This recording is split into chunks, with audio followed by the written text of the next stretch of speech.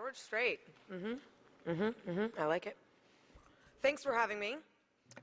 It's always great when I get to leave Manhattan, where I live, and come back to real America.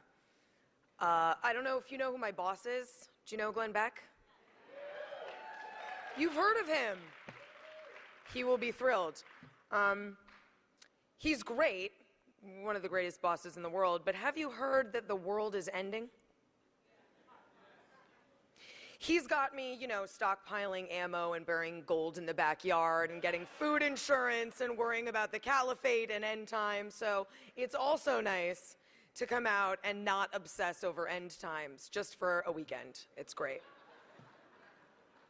I bring up Glenn because what he's doing right now with GBTV, and this is not meant to be an advertisement, really just a point of illustration, is he's making the news consumption experience more intimate to reflect the changing ways in which we are consuming news. And he has, a lot of ideas about where this is all going to go and how traditional brick and mortar TV networks are not able to give you the kind of customized experience that we expect and want now out of news. And that customizable experience is what social media has been able to do so well. People always ask me, how do you get your news? You must, because you're in this business, you must have to read a lot and follow stories, and I do.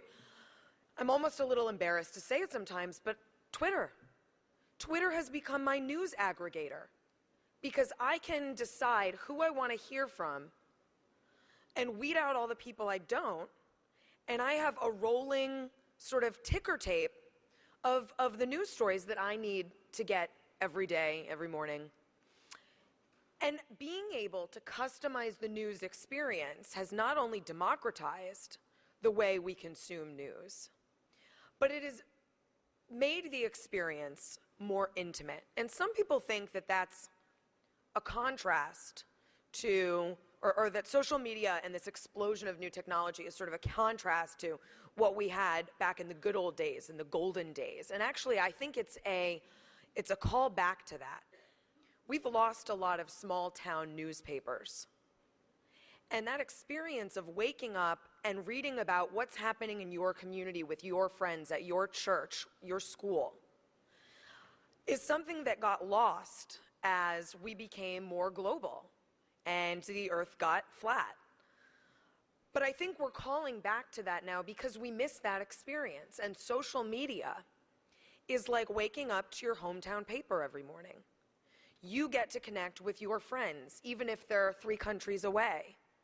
You get to read what you want to hear and hear funny quips from Jonah Goldberg or Michelle Malkin on Twitter and feel like you're having that conversation with friends who are in disparate places.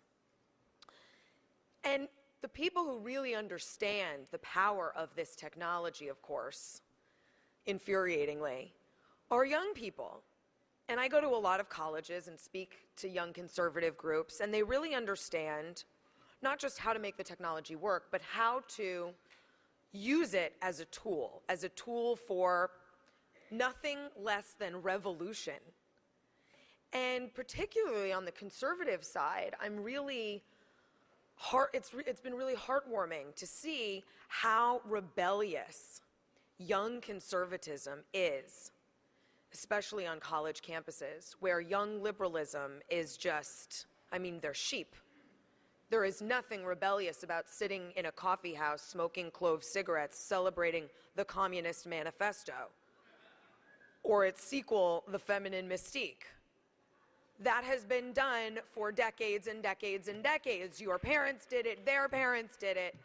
The real rebels are young conservatives who are having a march for fiscal responsibility.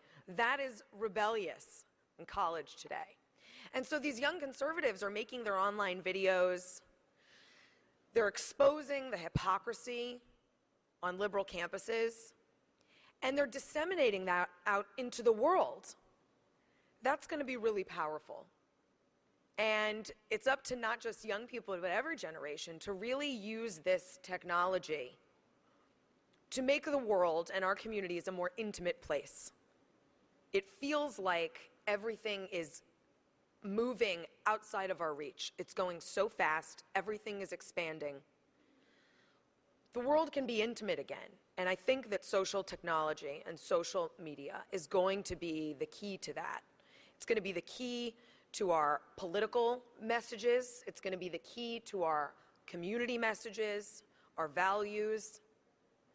So hopefully we can all learn how to make the most of this technology. It feels like it's still in its infancy and it's still fairly nascent. And Lars is right. We don't know where this is going to go. We don't know what this is going to become.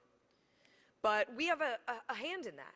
We can decide what we're going to do with it and how we're going to use it. And I know that everyone in this room is going to use that to promote free market ideas. Thank you very much for having me. I think we're going to look forward to your questions now.